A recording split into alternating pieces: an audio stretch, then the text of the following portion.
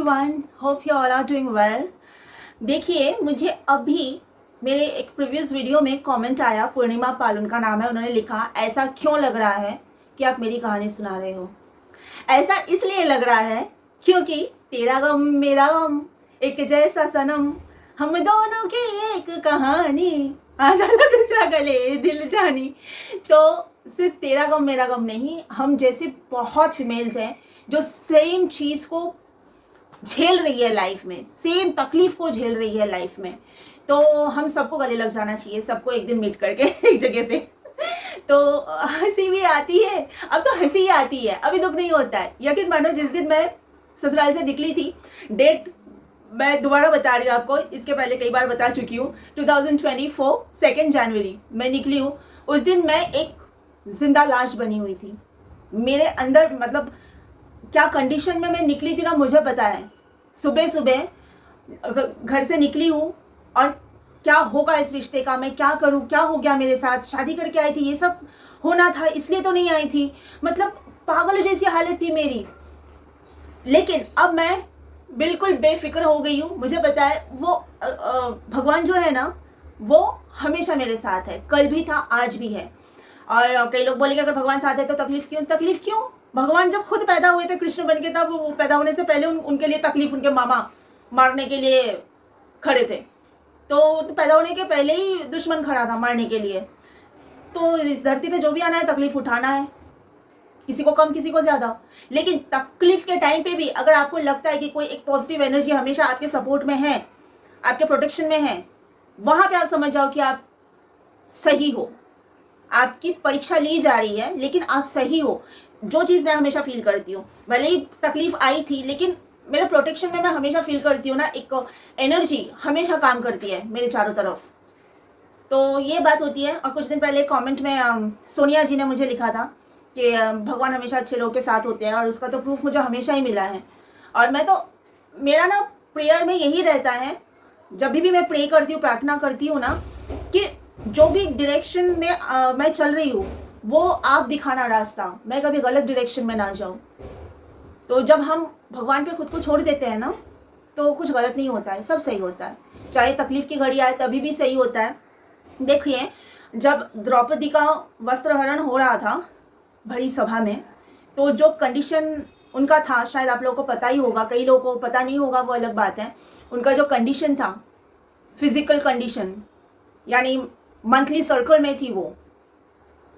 मैं जब ससुराल से बेइज्जत होकर निकल रही थी ना, मेरा भी चीर हरण ही हो रहा था, मेरे साथ भी वही हो रहा था, मेरी भी बेइज्जती ही हो रही थी, मेरा भी वही कंडीशन था। मतलब मैं सोचती हूँ ना, वो जो टाइम, तबीयत खराब लग रही है, एक बूंद पानी नहीं पिया, बस फ्रेश हुई, ब्रश किया और बैग उठा के निकल गई, क्योंकि मुझे ऐसा लग रहा था मैं जहन्नुम में हूँ। जहन्नुम में जो तकलीफ होती है ना, एक नरक में जो तकलीफ होती है, वो तकलीफ को मैं झेल रही थी। मुझे बस निकलना था, उस टाइम वहां से निकलना था, इसलिए मैं निकली थी। मैं हमेशा के लिए जा रही हूँ, इसलिए वहां से नहीं निकली थी। वो जो सिचुएशन उन लोगों ने क्रिएट किया था, जो मुझे कंटिन्यू तकलीफ वो लोग दिए जा रहे थे, मुझसे नहीं बर्दाश्त हो रहा था। मैं सोच रही थी इसका कुछ कंक्लूजन होना चाहिए, और जब तक मैं यहाँ से नहीं निकलूंगी, मैं अपनों के पास नहीं पहुंचूंगी, मेरी माँ और भी जो अपने हैं उस टाइम पे मेरे सपोर्ट के लिए, मेरे रिलेटिव्स, तो तब तक तो इसका कुछ क्या होगा आगे। मैं तो झेलते जा रही हूँ, ससुराल वालों को और हस्बैंड को तकलीफ दिए जा रहे हैं, मैं झेलते जा रही हूँ। किसी को पड़ी नहीं है कि मैं एक मुर्दे की तरह पड़ी हूँ और दिन रात रो रही हूँ, किसी को पड़ी नहीं है। ऊपर से मैं रो रही हूँ, मैं तकलीफ में, और मेरा ससुर आके बोलता है मेरा बेटा कितनी तकलीफ में है, रात भर सोया नहीं है। अच्छा, जैसे मैं बहुत आराम से सो रही हूँ, खा रही हूँ, पी रही हूँ, मस्त जिंदगी जी रही हूँ, ऐसा मतलब मेरे पास आके शिकायत कर रहा है जैसे कि तकलीफ मैं दे रही हूँ। इनफैक्ट बोल भी रहा है, मेरा हस्बैंड खुद बचने के लिए, अपनी फैमिली को, अपने माँ बाप को बचाने के लिए मुझ पे टॉर्चर करने के बाद उल्टा मुझ पर ही ब्लेम लगा रहा है कि मैं जब से गई हूँ इस घर पे, मैं घर में जब से मैं गई हूँ, मैं उसके माँ बाप पर टॉर्चर कर रही हूँ, मेंटल टॉर्चर कर रही हूँ। क्योंकि मैंने पहले ऑलरेडी उसको बोला था ना कि तुम लोग मुझ पर मेंटल टॉर्चर क्यों कर रहे हो, क्यों सता रहे हो मुझे, वजह तो पता हो मैंने किया क्या है। तो ऐसा बोलने लगा तुम कर रहे हो टॉर्चर, हम जब से आई हो तब से मेरे माँ बाप पे टॉर्चर कर रहे हो। मतलब ना, इनको डंडे ऊपर वाले का इतना पड़नी चाहिए, इतना डंडे पड़नी चाहिए कि धड़े के धड़ा रह जाए सबके सब।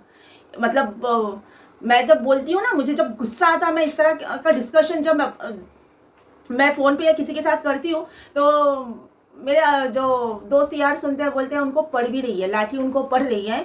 ये बात अलग है कि तुझे पता नहीं चल रहा है, हम लोग को दिख नहीं रहा है, लेकिन जो हरकतें उन लोगों ने किया है तू बताती हैं। ऐसा हो ही नहीं सकता कि वो लोग सुकून से ज़िंदगी जिए। ऐसे लोग सुकून से जी नहीं सकते। किसी लड़की को, एक निर्दोष लड़की को तुम कंटिन्यू सताए जा रहे हो। उसके माँ बाप को तो छोड़ ही देते हैं, पापा तो है नहीं, माँ को, भाई को, किसी को छोड़ नहीं रहे। अगर पापा होते तो पापा को भी बेइज्जत करने में पीछे नहीं हटते वो लोग। सबको बेइज्जत किए जा रहे हो बिना मतलब, और रीज़न भी पता नहीं चल रहा है कि मैंने किया क्या है। मैं बोल भी रही हूँ, अगर मैंने कुछ किया है तो मुझे बताओ, मैं पैर पकड़ के माफ़ी मांगू, लेकिन रीज़न तो कुछ है नहीं।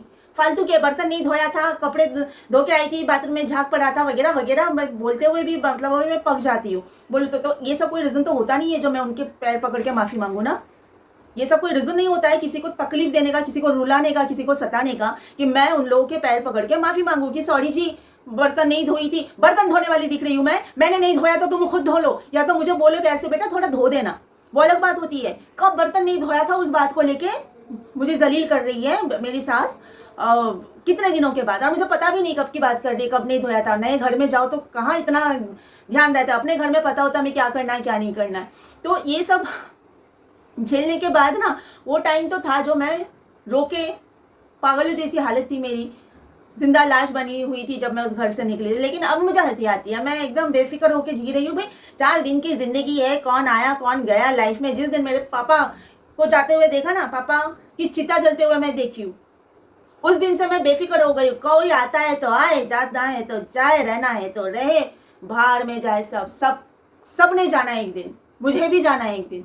किसको पकड़ के रखूं और क्यों रखूं, जब खुद ही हम रहने वाले हैं नहीं, एक दिन जाना ही है। मुझे किसी चीज़ की फिक्र नहीं है। इसलिए मैं उन सब लोगों को यही बोलूँगी जिनकी कहानी मेरी कहानी के साथ मैच हो रही है, कि खुद से प्यार करो और उन लोगों से प्यार करो जो लोग आपसे प्यार करते हो। ऐसे नालायक, ऐसे घटिया लोग, जो लोग आपकी लाइफ में रह के आपको तकलीफ दें, ऐसे लोगों के लिए घुट घुट के मरने की कोई ज़रूरत नहीं है। दफ़ा करो, सीधा दफ़ा हो जाओ। जो आपकी ज़िंदगी के लिए, आपके मेंटल फिजिकल हेल्थ के लिए टॉक्सिक साबित हो, जहरीला हो आपकी ज़िंदगी के लिए, उनको सीधा दफ़ा करो। Get lost. बस हम आपसे, खुद से प्यार करेंगे, अपने आप से प्यार करेंगे, और जो लोग हमारे आसपास के हमसे प्यार करते हैं उनको प्यार देंगे। प्यार देने के लिए ना बहुत हैं, बहुत लोग हैं। आपके दोस्त यार होंगे, आपकी फैमिली में आपके फैमिली मेम्बर्स होंगे, सब लोग, कोई ना कोई तो होगा ना, उनको प्यार दो। कोई नहीं है ना, तो कुत्ते बिल्ली को प्यार दो, उनसे प्यार मिलेगा आपको। लेकिन ये कुत्ते बिल्ली से भी बदतर ये जो लोग होते हैं ना, जंगली जानवर, इनसे दूर ही रहो। और इतना लायक हर लड़की को खुद को बनाना चाहिए कि हमें अपने रोटी कपड़ा मकान के लिए किसी की ज़रूरत ना पड़े। खुद इतना खुद को लायक बनाओ कि खुद के रोटी कपड़ा मकान की जिम्मेदारी हम खुद उठा सकें। कल एक कमेंट आया मेरे एक वीडियो में, प्रीवियस जो भी 2-3 दिन पहले की शायद कोई वीडियो थी, जिसमें लिखा है एक नालायक ने कि लड़की की माँ ही जिम्मेदार होती है लड़की का मैरिड लाइफ ख़राब करने में, लड़की की माँ जिम्मेदार होती है। तो ये जो लिखा है ना, मुझे लगता है कि इसके घर की जो फीमेल्स है, यानी इसकी माँ, इसकी नानी, सब ने यही काम किया रहेगा। इसकी नानी ने इसके माँ का मैरिड लाइफ ख़राब किया रहेगा, इसकी माँ इसकी बहन का मैरिड लाइफ ख़राब कर रही होगी। इसके घर की जितने भी फीमेल्स हैं यही काम करती है, क्योंकि जैसे हमारे इर्द गिर्द होता है ना, हम वही समझते हैं कि हर जगह पे वही होता है। और रही मेरी बात, तो मैं तो अपना एक्सपीरियंस शेयर कर रही हूँ। मैं, अगर मेरी लाइफ वैसी चलती जैसे हर मैरिड फीमेल का चलती है, घर गृहस्थी पति सब कुछ ठीक ठाक है, तो मेरी वीडियोस कुछ अलग ही आती ना, मेरे ब्लॉग्स आते। क्या हुआ, मैं आज एक ब्लॉग देख रही थी किसी मैरिड फीमेल है, 2 बच्चे हैं उनको, हस्बैंड है घर में, सब एक फुल फैमिली है। सुबह 5 बजकर कितना मिनट को उठ के बालकनी में खड़ी होके वो लेडी व्लॉग बना रही है। ब्लॉग स्टार्ट किया। सुबह 5:40 हो रहा था, वो टाइम बता रही थी कि अभी सुबह के 5:00 टाइम हो रहा है। तो मैं तब सोच रही हूँ कि देखिए, एक मैरिड फीमेल है जिनकी फैमिली है, रिस्पॉन्सिबिलिटीज़ हैं, लेकिन सुबह उठ के कैमरा ऑन करके अपना ब्लॉग बनाना स्टार्ट भी कर दिया। और मैं मेरे ससुराल में बिल्कुल भी मतलब इतने सुबह तो सोचना ही, जैसे कि अगर मैं उठ भी जाऊँ तो इतने सुबह अगर मैं फ़ोन पकड़ूँ तो बस सारे के सारे मुझ पर चढ़ ही जाएंगे। जबकि 11:30 बजे से पहले मैं कभी भी फ़ोन व्लॉग स्टार्ट नहीं करती थी। 1-2 व्लॉग मैंने शूट किया था, जो अपलोड तो किया नहीं था यूट्यूब पर, लेकिन शूट किया था, वो भी मेरे हस्बैंड के फ़ोन से। 11:30 बजे सुबह मैं फ़ोन हाथ में लेती थी, जब सबका नाश्ता वाश्ता हो जाता था। उसके बाद फिर भी हर जगह पे शिकायत करते फिर रहे ये लोग कि पूरा दिन ब्लॉगिंग करती थी, पूरा दिन ब्लॉगिंग करती थी, सुबह उठ के ही कैमरा ऑन करती थी, ऐसा दिखा रहा है मेरा पति, पूरा दिन ब्लॉगिंग करेगी। इसलिए ना मैं उस दिन ऐसा करी थी ना, थप्पड़ ऐसे लगाने का, ये वजह है कि मुझे ना गुस्सा ही इतना आ जाता है कि इंसान का झूठ बोलने का भी ना एक लिमिट होना चाहिए।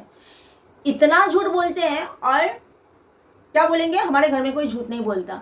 ये है सबसे बड़ा झूठ। एक फिल्म आई थी ना कि क्योंकि मैं झूठ नहीं बोलता, गोविंदा की फिल्म थी, तो उस फिल्म में गोविंदा कितना झूठ बोलता है। फिल्म का टाइटल है क्योंकि मैं झूठ नहीं बोलता। ठीक, ये फैमिली भी ऐसी है, तीनों के तीनों महा झूठे हैं, इंटरनेशनल झूठे हैं तीनों के तीनों, लेकिन बोलेंगे कि हमारे घर में कोई झूठ नहीं बोलता।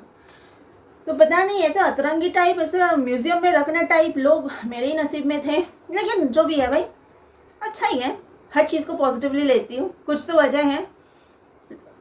1-2 जन तो ये कहते हैं कि गलत लोगों को सज़ा देने के लिए ऊपर वाला तो खुद आता नहीं है, तो तुझे चुना है।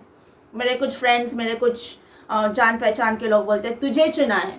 डायरेक्ट तो ऊपर वाला आएगा नहीं, भगवान तो डायरेक्ट आएगा नहीं, किसी ना किसी को तो चुनता है ना। तो वो जो बुरे लोग हैं तेरे ससुराल वाले, उन सबको सज़ा देने के लिए ऊपर वाले ने तुझे चुना है, हो सकता है।